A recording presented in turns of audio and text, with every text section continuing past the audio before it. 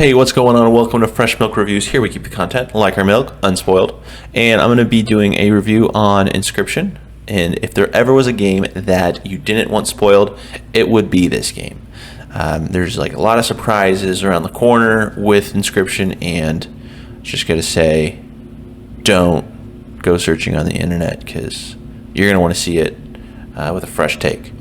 So let's jump right into kind of the different dimensions of Inscryption and where I would rank them. First off, the story, and I'm going to say progression as well, is a masterpiece. I mean, this is really, I think, the number one reason to play the game is to kind of see an interesting take on a roguelike and a deck building game that I've never really seen before. It was really fun to kind of go through and experience. It kept me like on my toes. It definitely surprised me. So can't say enough good things about how they integrated the story and how you progressed in the game. Next, the card mechanics. I'm gonna throw that right into great. The card mechanics were a nice take on a deck building game. You have these lanes that you like put your minions in, and that's kind of where they fight. There's all these sigils, so each card will have like an extra effect. Not all cards, but cards can have an extra effect. You have like some things going on off the board with like equipment and this wood carver thing.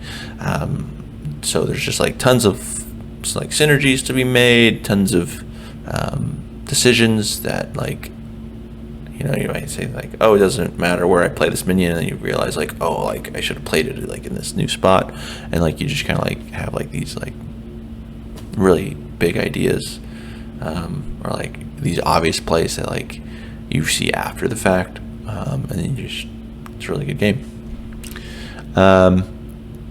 Art is going to be good. Audio is going to be great, good.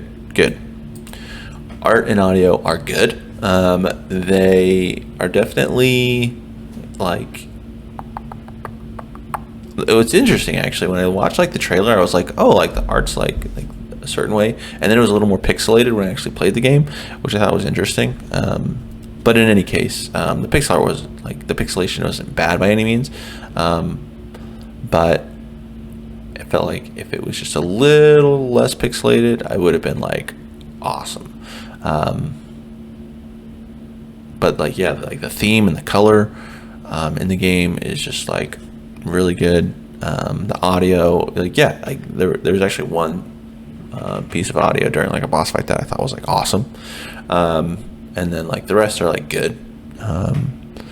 But overall, I think it really captures a good theme and feel for what it does.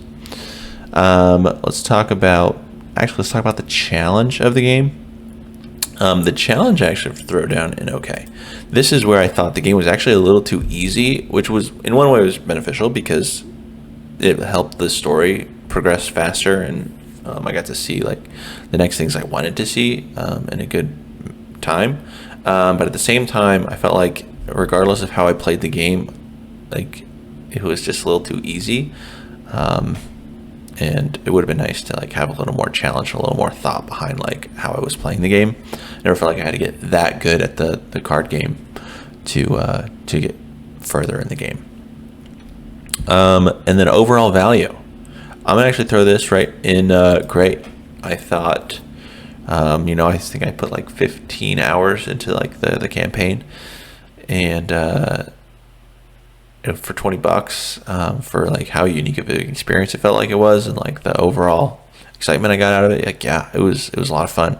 Not to mention like there's definitely some replayability. I think I could definitely sink in an extra 10-20 hours at least, maybe even more, and have a good time with it. So yeah, Inscryption, I would say overall is like an A tier game. It maybe borderline masterpiece. I'd have to maybe play a little more, but yeah, overall super fun game. Definitely go check it out. And like I always say, thanks for watching, and until next time, keep it fresh.